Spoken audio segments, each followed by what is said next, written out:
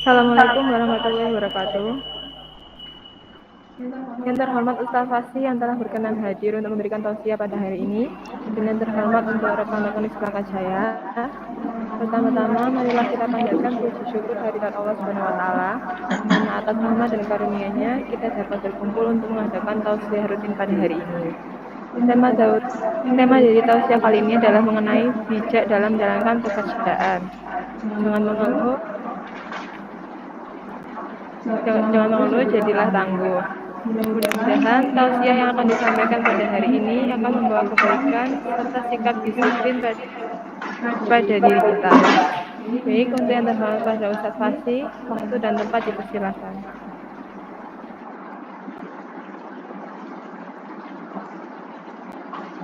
Suara emang belum dinyalakan iki. Mohon maaf Ustaz, mic-nya belum dinyalakan.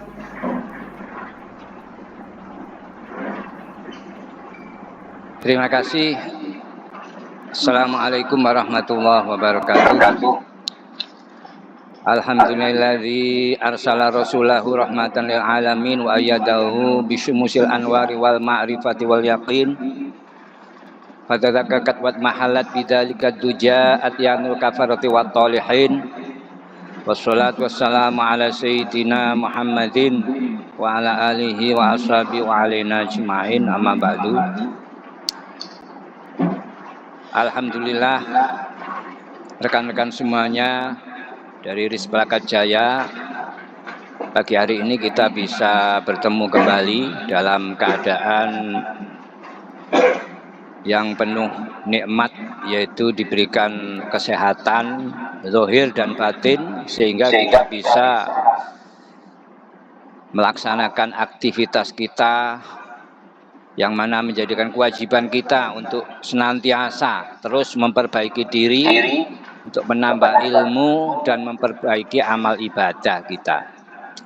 Rekan-rekan semuanya, sebagaimana tema tadi, yaitu bagaimana kita secara bijak bisa menjalankan segala tugas ataupun pekerjaan dengan disiplin yang ada dan tidak mengeluh, tidak banyak mengeluh dan menjadi pribadi yang tangguh.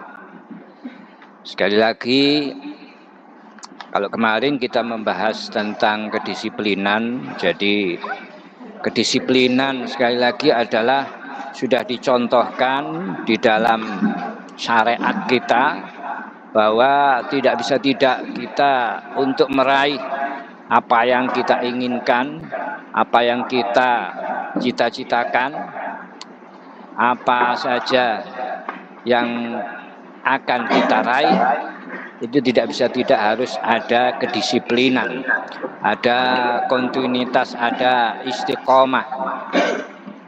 Itu semua sudah dicontohkan dalam syariat kita, yang tentu saja itu harus berlaku, itu harus kita aplikasikan di dalam kehidupan sehari-hari. Jadi disiplin secara umum ataupun disiplin yang diterapkan kepada kita oleh perusahaan ataupun oleh penguasa, oleh pemerintah, ataupun disiplin kita mendisiplinkan diri sendiri, itu semua tidaklah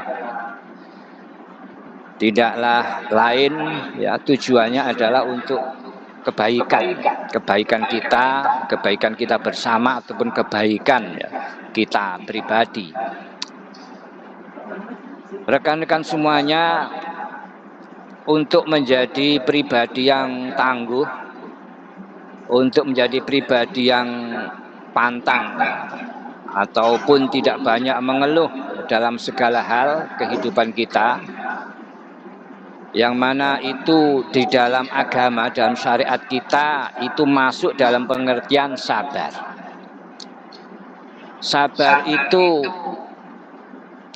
secara definisi gampangannya adalah as-sabat ataupun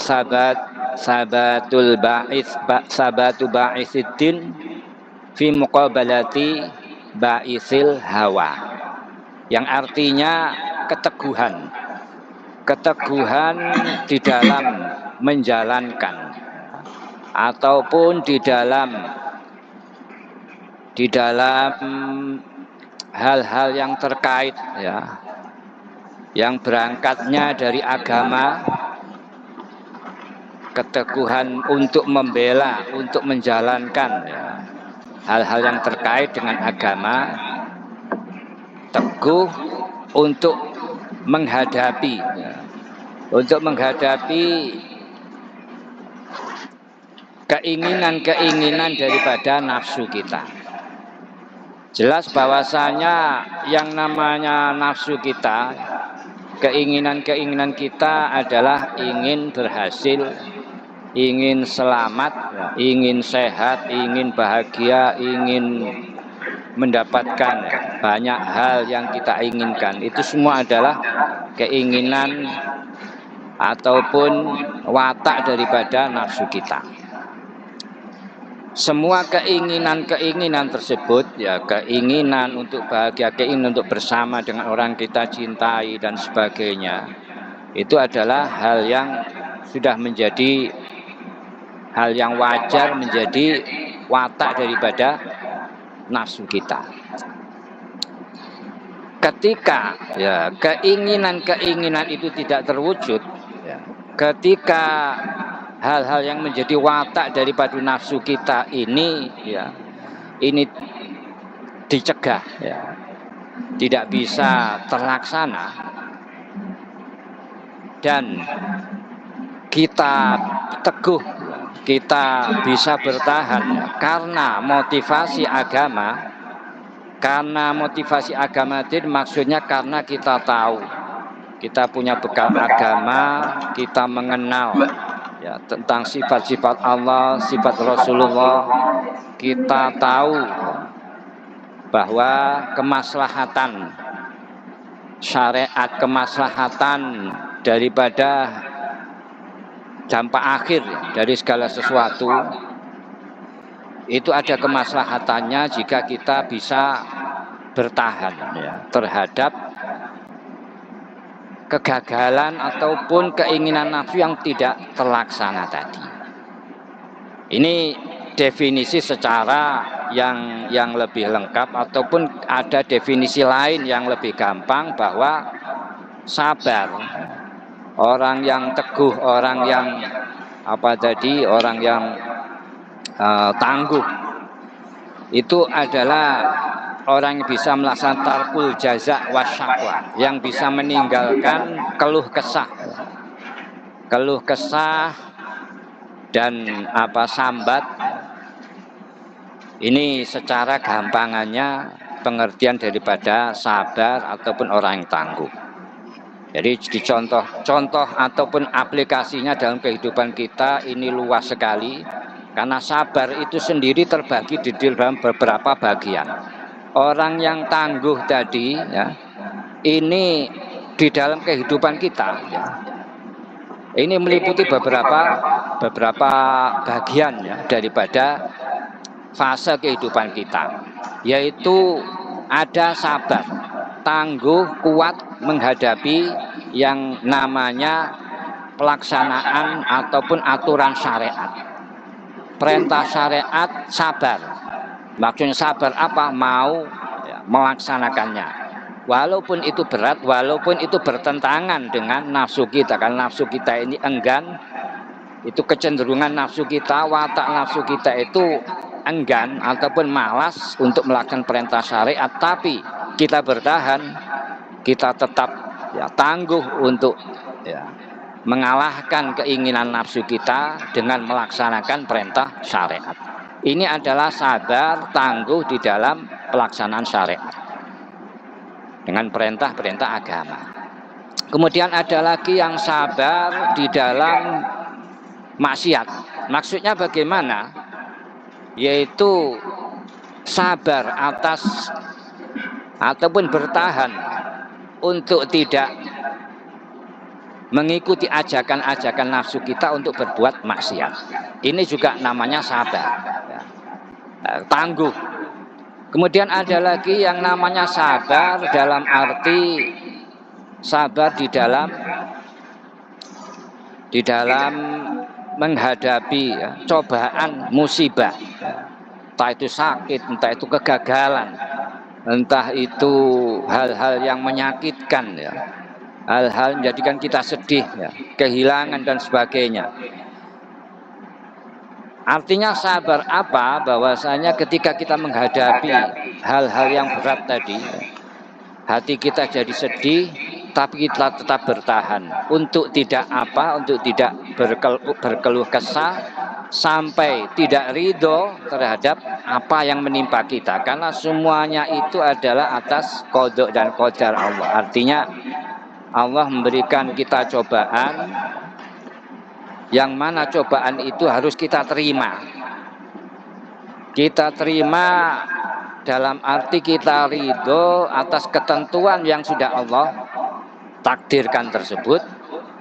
Kita tidak marah, tidak protes, ya, tidak menolak, ya, ataupun tidak marah kepada Allah. Jadi memang sedih, memang menyakitkan, memang suatu hal yang menjadikan hati kita ini gundah gulana, dan itu semua adalah hal yang bertentangan dengan nafsu ataupun keinginan kita, kegagalan dan sebagainya. Tapi itu semua adalah ujian, itu semua ada hikmah di baliknya, yaitu kita punya husnudzon, kita punya prasangka yang baik, sebagaimana firman Allah dalam hadis qudsi, ana bidzonni abdi bi, aku ini atas apa yang menjadi prasangka daripada hambaku. Jika hambaku tadi punya prasangka baik terhadapku, terhadap apa katakanlah tadi yang menimpa, musibah yang menimpa, tidak berkeluh kesah, tidak marah, ya, tidak protes, ya, terhadap apa yang menimpanya, tapi menerima walaupun dengan berat hati, ya, ditahan, ya, kesedihan tersebut, tidak berkeluh kesah, tidak meluapkan, ya, dengan hal-hal yang, ya, katakanlah meninggalkan perintah-perintahnya, semakin menjauh dari Allah, tapi justru semakin mendekat kepada Allah. Nah, inilah orang-orang yang tangguh. Karena didasari apa? Didasari karena punya husnudzon, bahwa Allah memberikan ini semua, itu mesti di balik itu ada hal yang sangat baik yang akan diberikan oleh Allah. Yaitu pertama, ketika kita mengalami kesedihan, semua itu ada kompensasi, yaitu berupa ganjaran atau pahala jika kita menerima, ya. Jika kita ridho dengan apa yang kita alami, apapun, ya, sakit apapun, katakanlah kita kesandung sehingga kaki kita luka misalkan, itu semua ada pahalanya jika kita bisa menerima. Dan juga semua tadi itu dibalik itu ada juga, ya, hikmah-hikmahnya, ya, yaitu diantaranya Allah akan mengurangi dosa kita, akan mengampuni dosa kita jika kita menerimanya. Kemudian juga Allah akan mengangkat derajat kita, ya, lebih baik, karena berarti itu kita sudah melewati ujiannya. Jadi itu semua adalah bentuk daripada ketangguhan-ketangguhan di dalam berbagai aspek dalam kehidupan kita. Jadi rekan-rekan semuanya, bahwa boleh, ya, kita itu berkeluh kesah boleh, ya, tapi tidak boleh kita banyak, ya, berkeluh kesah. Sekedar berkeluh kesah, sekedar menghilangkan apa yang ada di dalam dada yang sesak ini, ya. Katakanlah kesedihan yang luar biasa, itu sekedar untuk dikeluarkan, itu tidak masalah. Dan juga orang yang tangguh sabar tadi bukannya berarti ketika kita menangis kehilangan orang yang kita cintai, kehilangan sesuatu, kesedihan yang menimpa, ya, itu semua bukanlah kemudian dianggap tidak sabar, ya, itu karena memang watak manusia, ya, itu punya yang namanya kasih sayang. Sebagaimana Nabi sendiri ketika putra beliau yaitu yang bernama Said Ibrahim meninggal ketika masih kecil, itu Nabi juga menitikkan air mata. Artinya bukannya Nabi itu tidak ridho terhadap ketentuan Allah, bukan. Tapi ini adalah bentuk kasih sayang. Karena semua kita itu diberi karunia seperti itu. Jadi kita kehilangan orang kita cintai, kita mengalami kesedihan, itu wajar jika kita menitikkan air mata, ya. Selama itu tidak ya, berupa ungkapan atas ketidakridhoan ya, terhadap ketentuan Allah. Selama itu wajar. Ya. Yang tidak wajar itu tadi kita protes, ya, kita tidak terima, ya, kita marah dan sebagainya. Akan tetapi bahwa ketangguhan tadi, ya, bahwa ketika kita ini ya bisa untuk menjadi orang yang tangguh, maka tidak bisa tidak. Kita harus punya bekal, punya hal-hal yang menjadikan kita bisa mengalahkan ya ego dan nafsu kita tersebut. Yang pertama tadi yaitu tadi yang sempat saya singgung tadi adalah husnudzon. Apapun yang terjadi itu kita harus punya husnudzon. Artinya apapun kita harus punya prasangka baik kepada Allah, apapun ketentuan Allah yang tidak enak sekalipun itu harus kita yakini bahwa itu adalah pilihan yang paling baik bagi Allah. Kenapa? Dikarenakan ada hal yang tidak kita ketahui. Kadang seringkali sebagaimana kita itu bercita-cita, kita itu menginginkan sesuatu, bahkan kita setiap harinya kita berdoa. Kita sudah berusaha keras, sudah berdoa, akan tetapi kok belum terjadi ataupun gagal di saat ini. Maka yang harus kita ketahui ya, yang harus kita pelajari bahwa yang menjadikan dasar kita untuk bisa tangguh tadi, untuk bisa menghadapi ya, apa-apa yang tidak sesuai ya dengan keinginan tadi, kesedihan, kegagalan dan semuanya tadi, ini adalah harus kita bekali ya. Jadi untuk bisa punya ketangguhan, di sini saya kutipkan dari kitab Hikam, yaitu Ibnu Athaillah As-Sakandari ini memberikan sebuah kata-kata hikmah, la yakun ta'akhur amadil ato ma'al ilhah fi du'ai mujiban liyaksika. Janganlah ketika keinginan kita, doa-doa kita yang tanpa henti, kemudian tidak pernah terjadi, ya. Kemudian belum terkabulnya keinginan kita, bahkan yang ada kegagalan, kekecewaan dan kekecewaan, maka janganlah ini menjadikan kita putus asa. Fahuwa domina laka al-ijabah fima yakhtar laka la fima takhtar linafsik. Kenapa? Dikarenakan Allah ini menjamin segala permintaan kita ya, itu akan diijabahi, akan dikabulkan oleh Allah. Yaitu dikabulkannya ya sesuai dengan pilihan Allah. Allah tahu yang terbaik bagi kita. Artinya apa? Bahwa kadang-kadang kita menginginkan sesuatu, kita menginginkan jodoh dengan seseorang, lah ternyata ya tidak kesampaian. Artinya apa? Bahwasanya kita harus yakin kegagalan ataupun keinginan kita yang tidak tercapai tersebut itu karena Allah punya pilihan sendiri, dan pilihan Allah itu adalah yang terbaik. Itu harus kita yakini.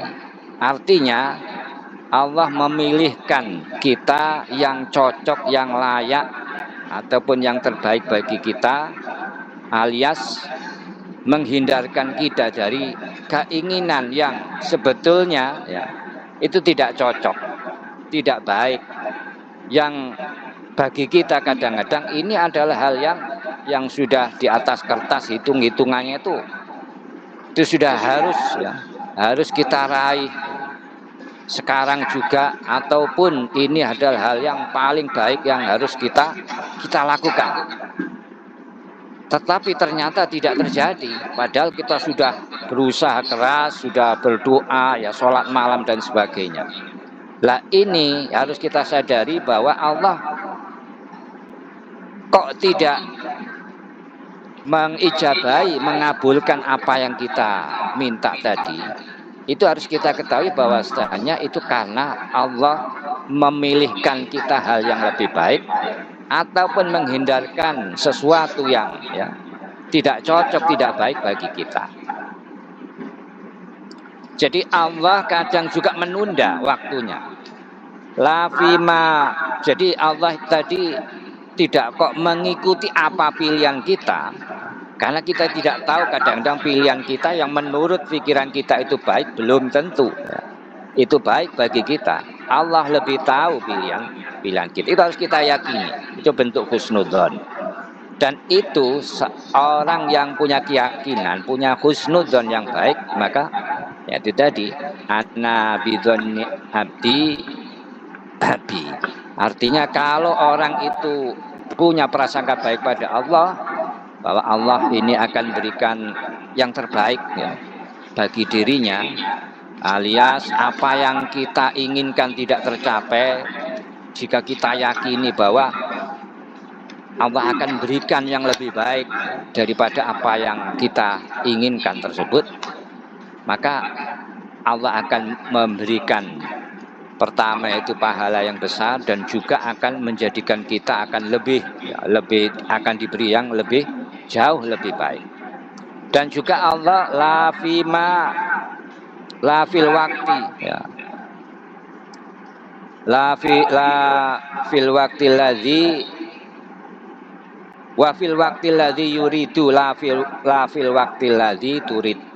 Dan Allah kadang-kadang kita itu kok belum diijabah, kita mintanya sekarang, tapi kadang-kadang Allah tidak memberikan sekarang, nanti entah kapan ya, entah besok, entah ya.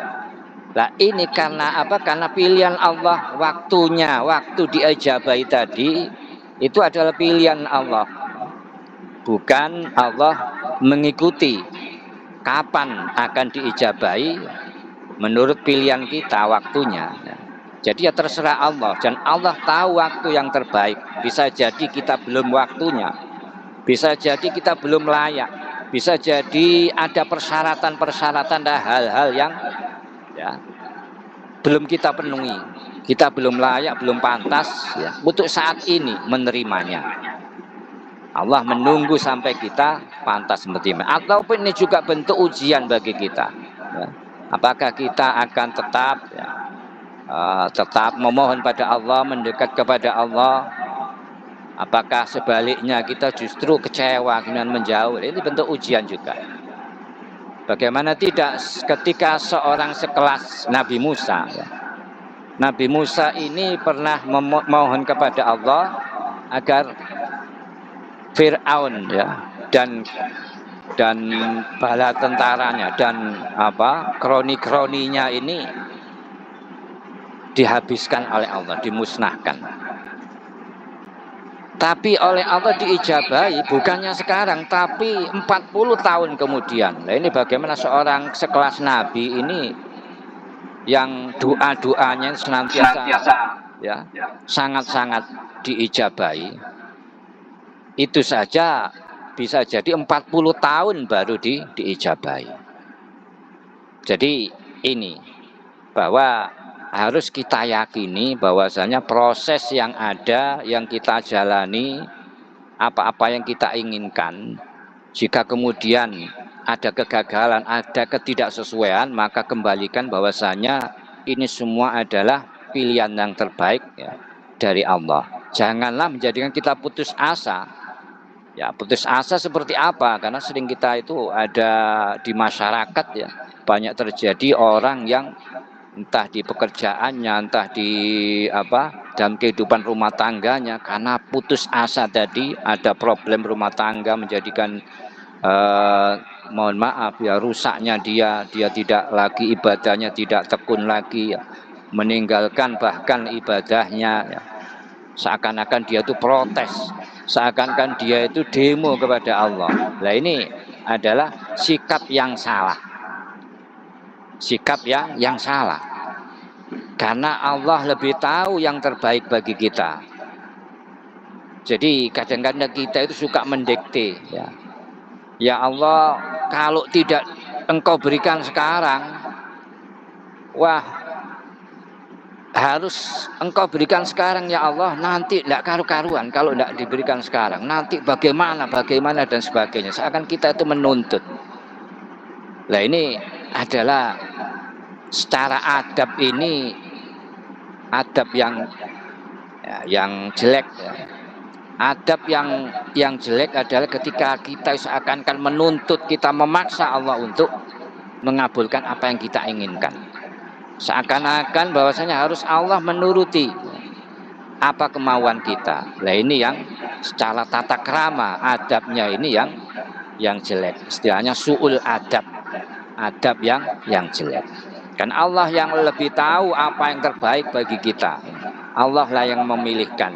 Memang kita itu punya tugas untuk melaksanakan apapun dengan maksimal, dengan sebaik mungkin, dan memohon kepada Allah dengan permohonan yang dengan adab tata krama yang baik. Artinya apa? Bahwa permohonan kita itu seyukjanya, seharusnya, bahkan jangan sampai permohonan kita terhadap Allah ini permohonan yang sifatnya tadi memaksa. Tapi kenapa? Apa hikmahnya kita kok diperintah berdoa? Nah, ini kita diperintah untuk melaksanakan ataupun untuk berupaya apa yang kita ingin kita raih itu kita laksanakan sebaik-baiknya disertai dengan doa. Sebetulnya apa ya, doa ya, kenapa kita diperintah doa tadi? Apakah dengan doa tadi itu sehingga Allah menuruti kemauan kita? Itu sebetulnya tidak seperti itu. Bahwa doa itu sebenarnya adalah bentuk daripada kita menunjukkan jati diri kita sebagai seorang hamba, jati diri kita sebagai seorang yang sangat butuh pada Allah, sehingga kita tunjukkan dengan berdoa. Kita butuh pada Allah, kita menunaikan sekaligus hak-hak rububiyah Allah, hak-hak ketuhanan Allah. Karena Allah punya sifat rububiyah, sifat ketuhanan yang semestinya kita sebagai hamba untuk menunjukkan rasa butuh kita kepada Allah. Ini adalah kewajiban ataupun tugas kita. Kalau masalah ya diijabahi sekarang atau besok, diijabahi dengan persis seperti apa yang kita inginkan atau tidak, itu ya terserah Allah. Ya. Jadi tugas kita itu hanya melaksanakan apa yang bisa kita lakukan dengan sebaik-baiknya dan berdoa ya, karena ini doa ini adalah perintah. Artinya apa, Bapak? Segala apa yang kita lakukan ya, itu semua yang menentukan adalah Allah. Makanya kita diperintah berdoa. Dan tapi ya, berdoa itu bukan ya suatu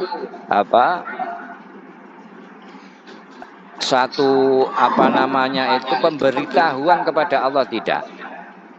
Seakan-akan kadang-kadang ada persepsi bahwa doa ini adalah agar Allah itu ingat terhadap apa yang kita inginkan, ataupun seakan-akan kita itu istilahnya mengetok-ngetok ataupun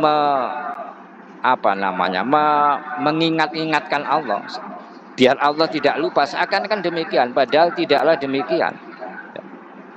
Allah lebih tahu, bahkan tidak berdoa pun Allah tahu apa yang kita inginkan. Tapi kenapa Allah perintah berdoa? Karena Allah senang ketika kita menunjukkan jati diri kita sebagai seorang hamba yang butuh kepada Allah. dan tugas kita adalah menunaikan hak-hak rububiyah Allah, yaitu Allah lah tempat kita meminta. Kita tunjukkan butuh kita pada Allah. Tugas kita hanya itu. Tugas kita bukan untuk mengingatkan Allah seakan-akan Allah itu lupa. Itu tidak. Allah tahu walaupun kita tidak minta. Jadi kadang-kadang bahkan ada yang ada yang seakan-akan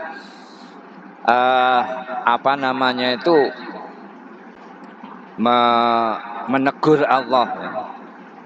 Kadang-kadang menggedor-gedor pintu Allah, kadang-kadang itu tadi, yaitu memaksa-maksa ataupun seakan-akan menganggap Allah ini kalau tidak diperlakukan dengan permintaan yang setengah paksa, ibarat menggedor-gedor pintu orang,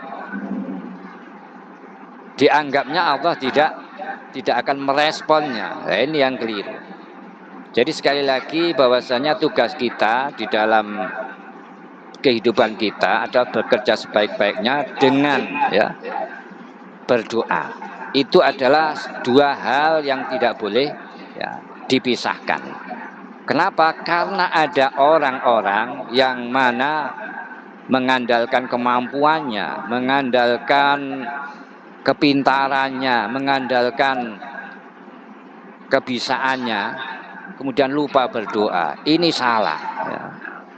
Ini adalah salah. Kenapa? Karena kita tahu bahwasanya semua itu adalah Allah yang memberikan kekuatan kepada kita.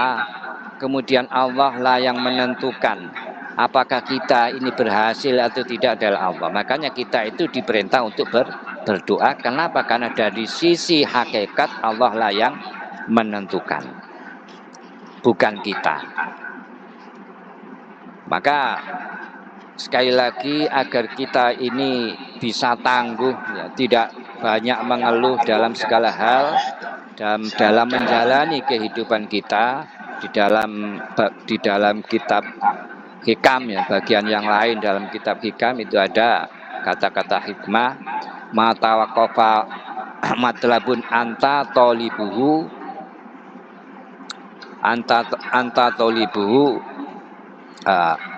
mata waqal matlabun anta tolibu birobik wa mata yasaro matlabun anta tolibu binafsik. Artinya bahwa tidak akan menjadi sulit, akan menjadi mudah jika kita akan meraih keinginan kita akan menjalankan apa yang akan kita jalani prosesnya.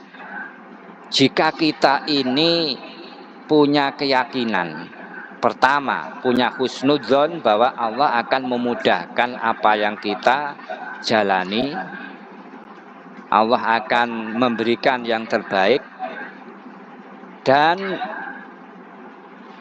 merasa bahwa diri kita ini adalah betul-betul hamba yang lemah. Allah lah yang memberikan kekuatan, Allah yang memberikan segala kemudahan kepada kita. Dan kita berdoa, senantiasa kita berdoa.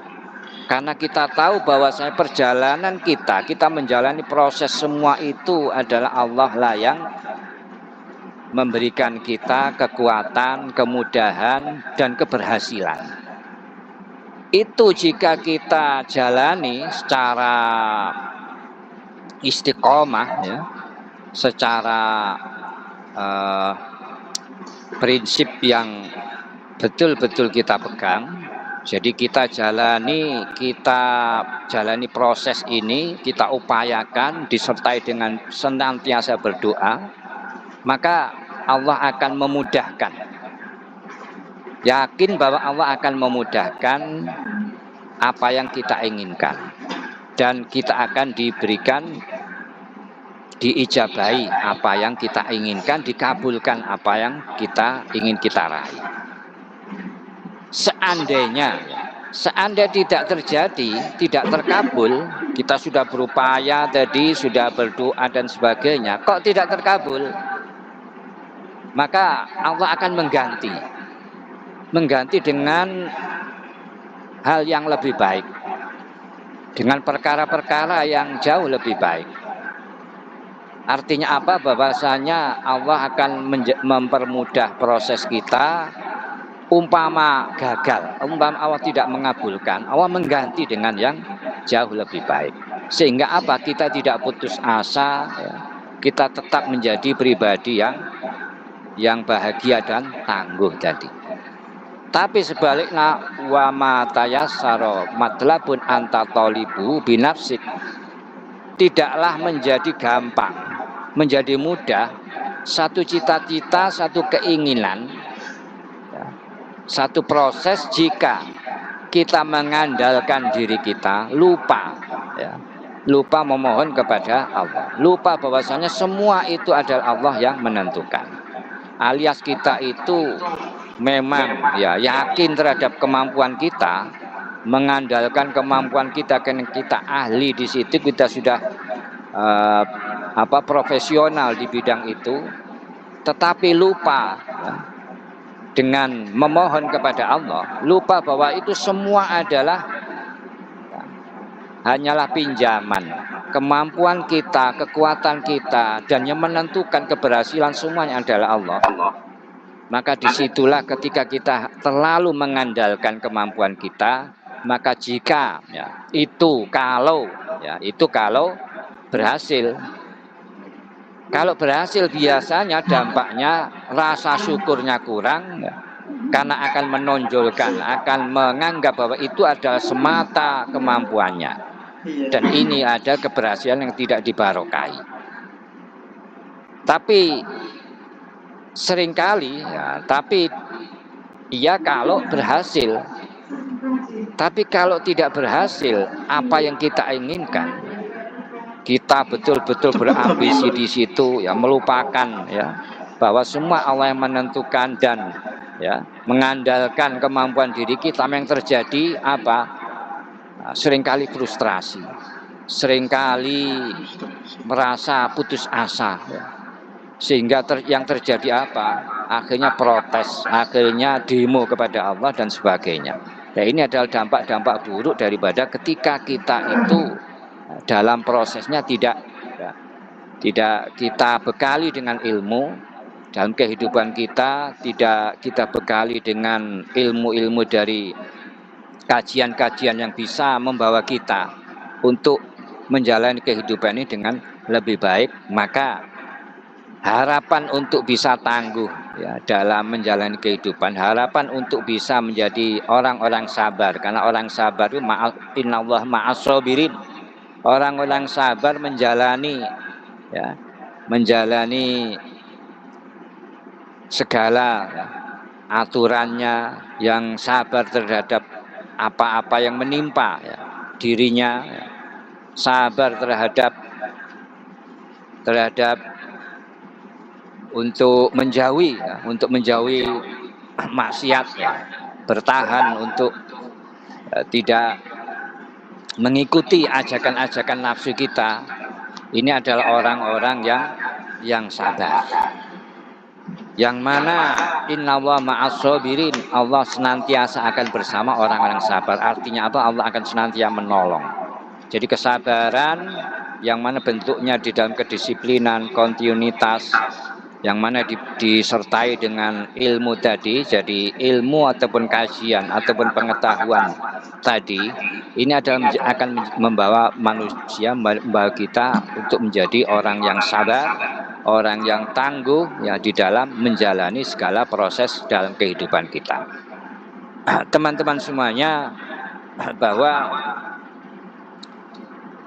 di dalam segala hal, ya, apakah itu kita di kantor, di dalam pekerjaan kita, di dalam masyarakat dan sebagainya, bahwa kesabaran ini adalah, ya, kalau di sebagaimana sabda Nabi, as-sabru nisful iman, bahwa sabar, ya, itu adalah sebagian daripada iman. Bahkan sabar ini adalah umpama tubuh manusia itu ada kepalanya, alias manusia itu tidak dianggap sebagai sosok, ya, sosok tubuh yang utuh jika tidak ada kepalanya. Jadi sabar ini adalah pangkal. Jadi yang paling utama, termasuk yang paling utama di dalam sisi kehidupan kita. Jadi dikatakan tadi nisful iman. Sabar ini adalah sebagian daripada iman, yang mana sekali lagi sabar ataupun dengan kata lain menjadi orang yang tangguh, orang yang teguh ya, dalam menjalani kehidupan. Inilah orang-orang yang ma'as sobirin tadi. Cuman sekali lagi jangan sampai asosiasi ataupun makna sabar ini ya, seringkali di masyarakat itu sabar itu orang yang mau ngempet ya, mau bisa menahan amarah, itu katanya sabar. Juga sabar juga, tapi sabar ini pengertiannya luas ya.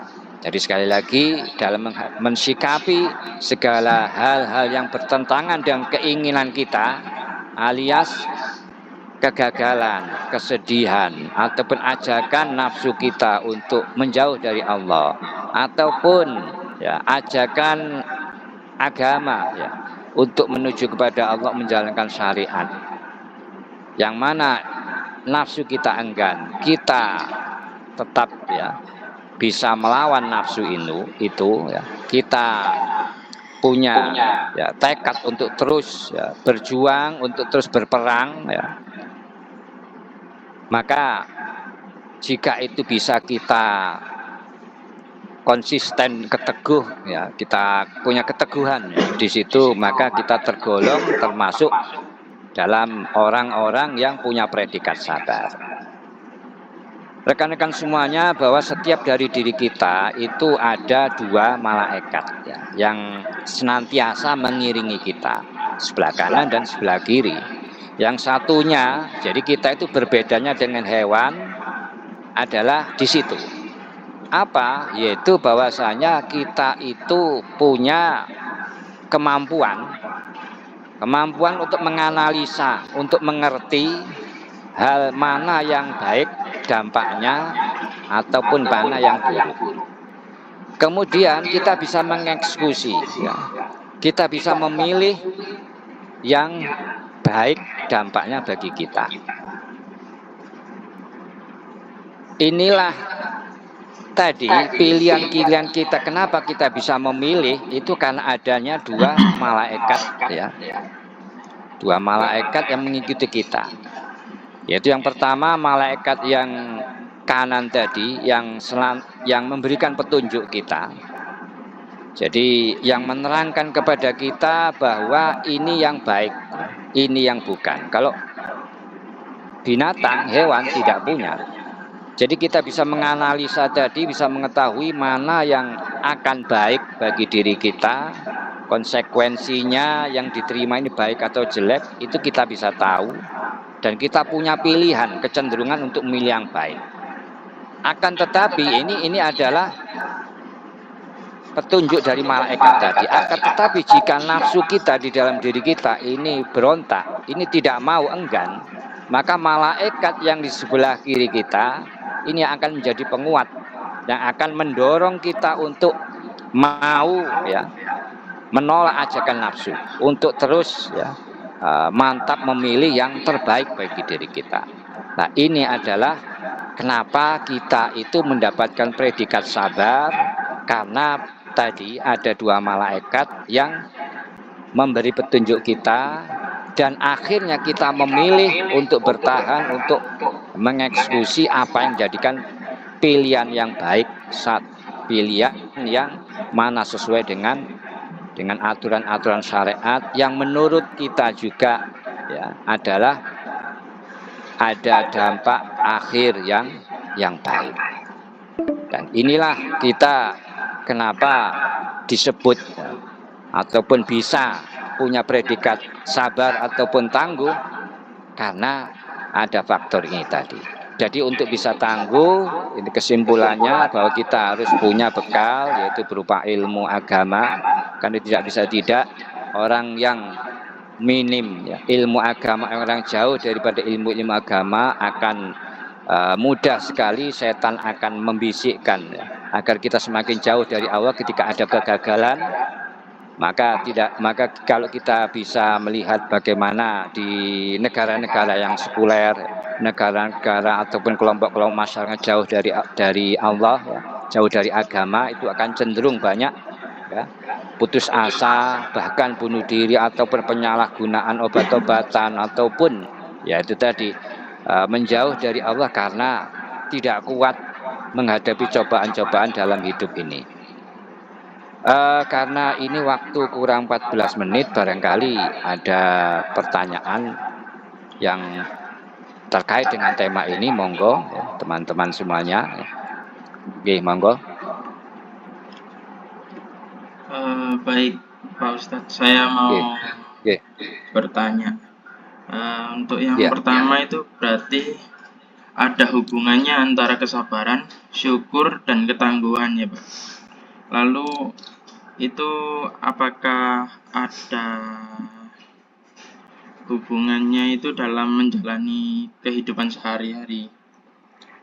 Ada lagi pertanyaan saya, bagaimana cara kita bisa mengubah mindset dari sering mengeluh menjadi lebih tangguh, kecuali selain dari memiliki iman yang kuat tersebut.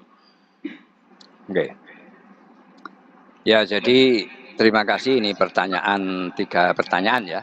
Jadi yang pertanyaan pertama tadi bahwa hubungan antara kesabaran ya, ketangguhan dan tadi apa namanya tadi ketangguhan ataupun kesabaran kita dengan rasa syukur dan sebagainya memang dalam satu paket. Artinya bahwa seseorang yang sabar itu maka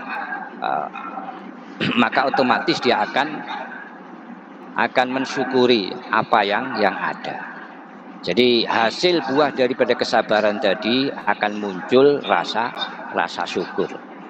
Jadi ketika bisa berhasil ya, bisa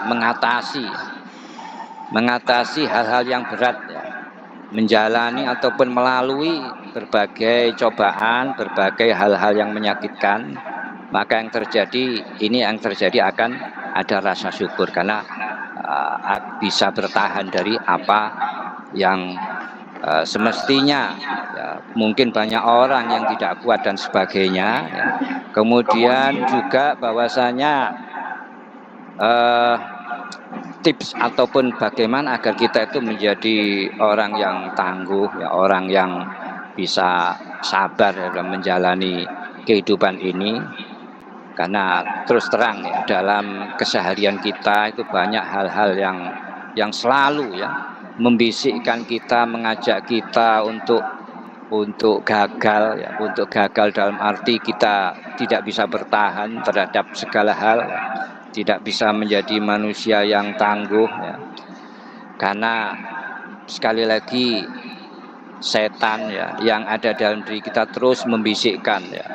Maka tidak bisa tidak, pertama yaitu harus kita kuasai, harus kita bekali dengan ilmu-ilmu yang terkait ya.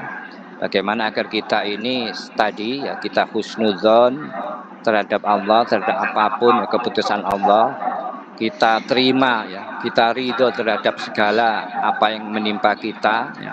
Dan itu ada keputusan terbaik dari Allah, dan juga bahwa itu jika kita terima maka kita akan bisa mendapatkan hal-hal yang jauh sekali lebih baik daripada mungkin yang kita persepsikan sebelumnya itu baik tapi tidak terpenuhi.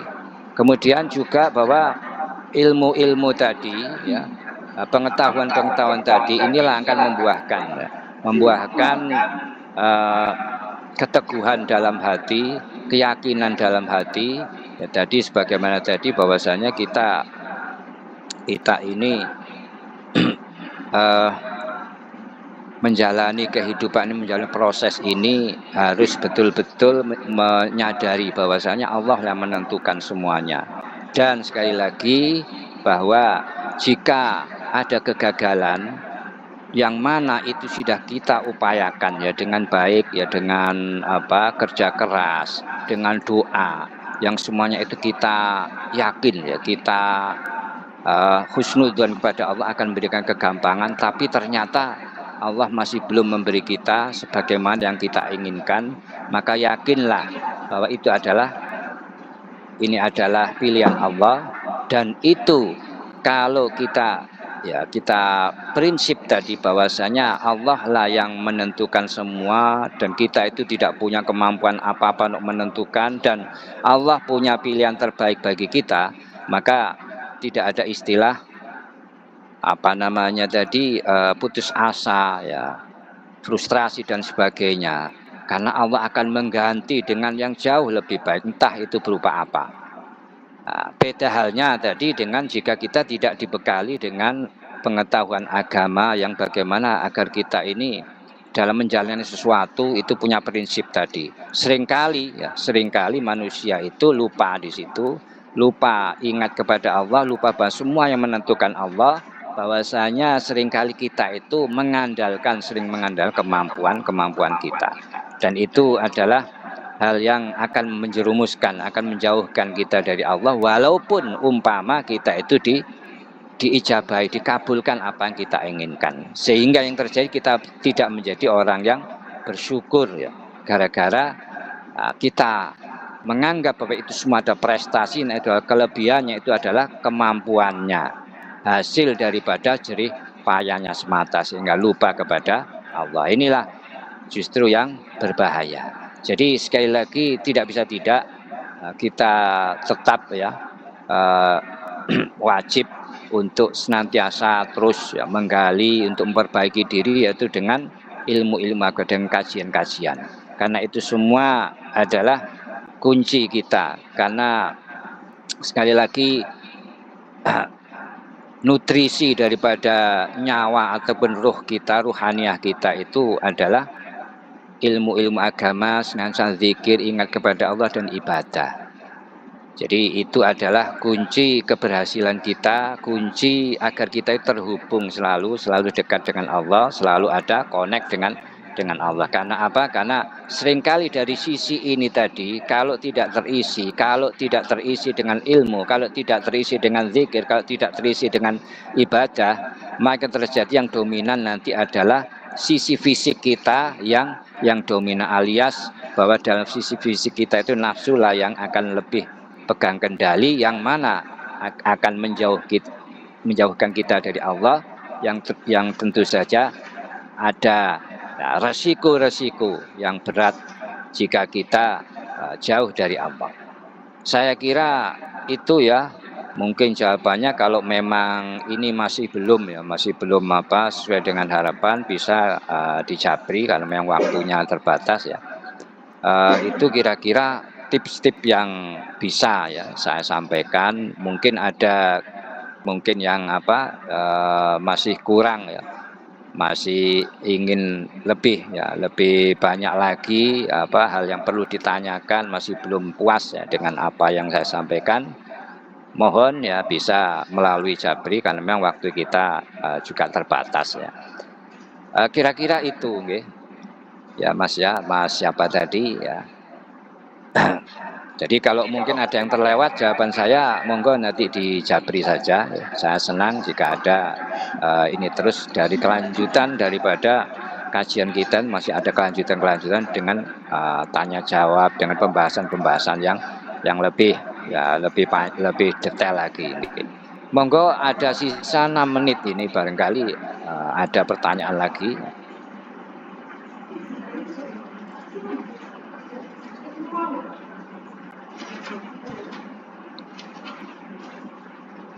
Oke, monggo.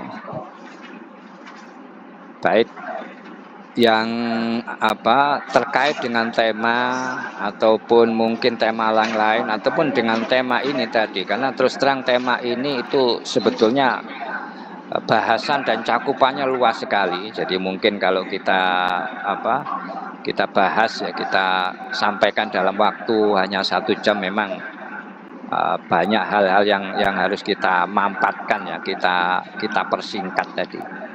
Oke, monggo kalau memang ada yang belum jelas, yang perlu kita gali lagi, monggo.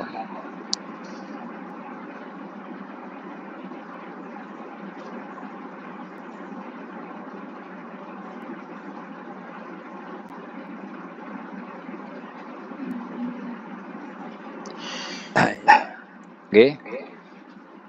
Jadi sekali lagi bahwa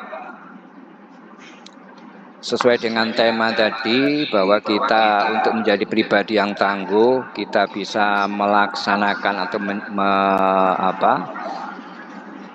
memenuhi apa-apa menjadi kewajiban kita yang harus kita laksanakan, baik di tempat kerja ataupun dimanapun, ya, dengan penuh kedisiplinan, dengan penuh kesabaran, ketangguhan, ya, keteguhan. Itu semua adalah syarat daripada kita bisa berhasil. Karena berhasil dalam arti bahwasanya apa yang kita raih ini akan memberikan berkah, ya. Karena keberhasilan tidak bisa diukur dari sisi materi saja, yang mana tidak memberikan dampak berkah, ya.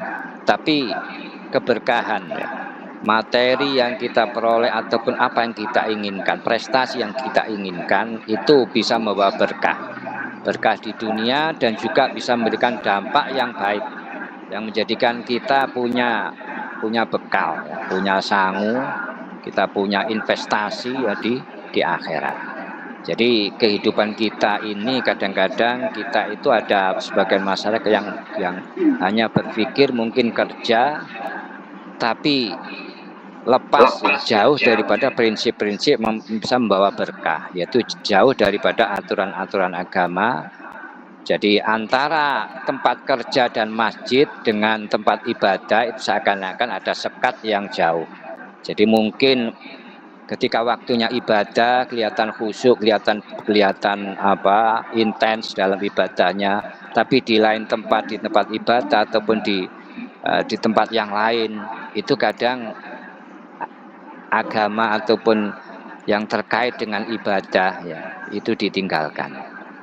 Yang terkait dengan bagaimana agar kita itu senantiasa ingat kepada Allah, senantiasa menetepi, ya, menjalani kewajiban-kewajiban kita, ya, aturan-aturan yang ada, itu kadang seringkali lupa. Tapi sekali lagi bahwasanya kita semua ini punya kewajiban juga untuk terus menggali, untuk terus mempelajari, ya. Dengan kajian-kajian ini insya Allah mudah-mudahan kita semua bisa memperoleh apa yang kita inginkan, ya, barokah, ya, di dunia, dalam kehidupan kita di dunia maupun di akhirat. Barangkali dalam waktu tinggal 2 menit ini mungkin kalau memang ada pertanyaan ini bisa disampaikan, ya, karena tinggal 2 menit disampaikan di luar forum sekali lagi melalui WA pribadi. Monggo, saya sangat senang jika ada pertanyaan yang masuk, ya. Mungkin dalam waktu yang singkat ini, tinggal 2 menit ini, kita tutup saja dengan doa. Mudah-mudahan apa yang kita pelajari, apa yang kita bahas ini memberikan keberkahan bagi kita semua, ada manfaat yang bisa kita ambil. Amin ya rabbal alamin. Bismillahirrahmanirrahim. Alhamdulillahirabbil alamin. Wassalatu wassalamu ala sayyidina Muhammadin wa ala alihi washabihi wa alaina ajmain. Amma ba'du, Allahumma ya dzal fadlil azim wa ya dzal karamil amin wa tafaddal alaina jami'an biharil ulumin nafi'ah wal a'mali shalihatil maqbulah wal amwalil katsiratin nafi'atin akhra wa darajatil ula wa bi husuli jami' ma bil hasanah bi jai habibika wa nabika sulkal karim sayyidina wa nabiyina syafi'ina bi iznika Muhammadin sallallahu alaihi wasallam. Rabbana hab lana min azwajina min dzurriyyatina qurrata a'yun waj'alna lil muttaqina imama. Rabbana atina fid dunya hasanah fil akhirati hasanah wa qina adzabannar. Sallallahu alaihi wasallam. Alhamdulillahirabbil alamin. Si paling autentik.